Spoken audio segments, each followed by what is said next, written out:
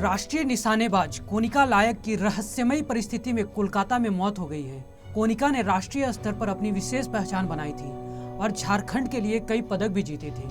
उनका चयन राष्ट्रीय स्तर पर हुआ था, लेकिन राइफल के अभाव में वह राष्ट्रीय स्तर के खेल नहीं खेल पा रही थी। पिछले जून माह में अभिनेता सोनू सूद के द्वारा उसे राइफल उपलब्ध कराया था। अभी वर्तमान में कोलकाता में रहकर प्रशिक्षण ले रही थी। गौरतलब है कि कोनिका की शुरुआत 2014 में हुआ था। वह बास्ता कोला में शूटिंग की प्रैक्टिस से अपनी जिंदगी की शुरुआत की थी।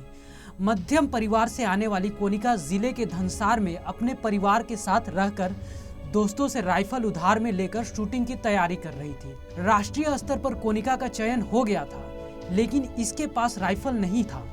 फिर सोनू सूद को ट्वीट कर और धनबाद के लोगों से मदद की उसने गुहार लगाई थी। धनबाद के कई गणमान्य लोगों ने कोनिका को मदद पहुंचाई थी। 10 मार्च को सोनू सूद के द्वारा मदद की घोषणा की गई और 24 जून को सोनू सूद के द्वारा जर्मन राइफल कोनिका को मिल गया।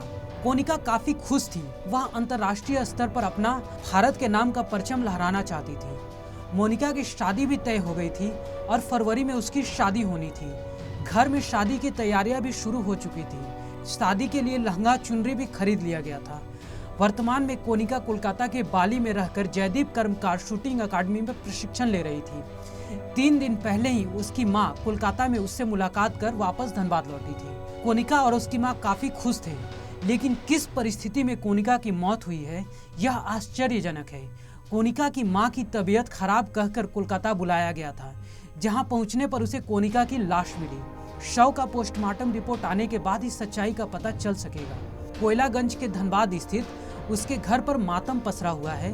माता पिता ने फोन कर बताया है कि हमारा सब कुछ खत्म हो गया, जबकि पड़ोसियों का भी कहना है कि वह आत्महत्या नहीं कर सकती। इसकी जांच होनी चाहिए। कोनिका बहुत प्रतिभाशील लड़की थी और वो बहुत जागरूक थी और बहुत कुछ अपने घर के प्रति, देश के प्रति करना चाहती थी। बहुत दुखद घटना हो गया। अब अभी उसके बारे में और कुछ नहीं कह सकते हैं। हत्या हुई है, सुसाइड नहीं कर सकती है वो।